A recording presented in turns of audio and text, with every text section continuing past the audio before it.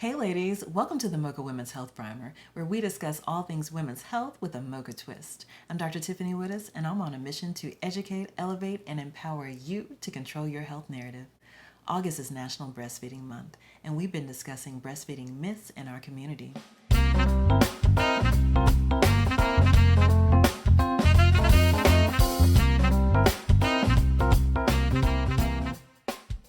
If you missed part 1 of today's video, be sure and check it out.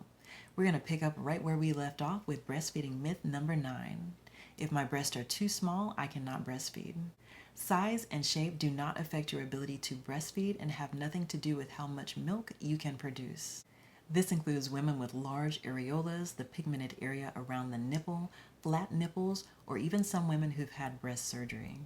Breastfeeding myth number 10. If your breasts are large or if you are plus size, you cannot breastfeed. Women of all sizes breastfeed. If your breasts are larger, you may need to take some extra time or consult with a lactation specialist in regards to which holds or positions work best for you and for your infant. Breastfeeding myth number 11. Breastfeeding hurts. Breastfeeding is not supposed to hurt, but with just like any new skill, there is a learning curve, and you can experience some discomfort as your body adjusts. Pain can be an indication that something is wrong and should prompt you to seek assistance. Breastfeeding myth number 12. You won't be able to make enough milk. Most moms make enough milk to satisfy their babies. In fact, your baby is probably getting more milk with each feeding than you appreciate. Keep in mind the size of your baby's stomach is around the size of an almond. If you eat regularly, drink plenty of water, and nurse often, your milk supply should be sufficient. Breastfeeding myth number 13. You need to supplement because your baby seems hungry or is crying all the time. Remember, when you breastfeed on demand, your infant stays satisfied. We're talking about tummies the size of an almond. They fill quickly and empty quickly, and then the cycle starts all over again.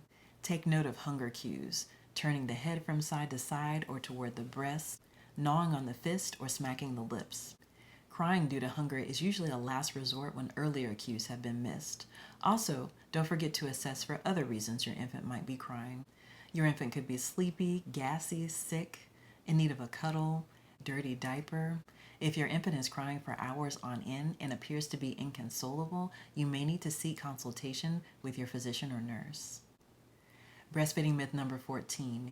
Your breast milk can sour or dry up.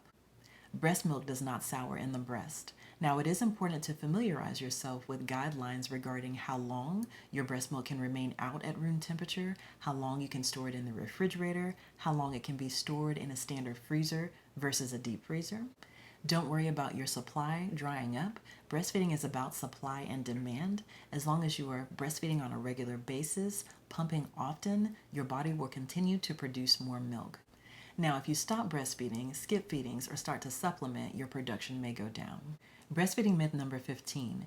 Bigger babies are healthier babies. This is not necessarily true. Every baby grows at its own pace. Your baby's growth and development will be checked at your child's well visits. Your baby knows how to self-regulate. If you are concerned about your baby's weight gain, please discuss with your provider. Myth number 16. Breastfeeding is not for me. There are some women who are unable to breastfeed. There are some women who are uncomfortable with breastfeeding. There are some women who are overwhelmed by breastfeeding. At the end of the day, deciding to breastfeed is a very personal decision and one that you do not need to justify to anyone. While there are many benefits to breastfeeding, it's okay if you decide not to. You deserve and need support no matter how you decide to feed your baby.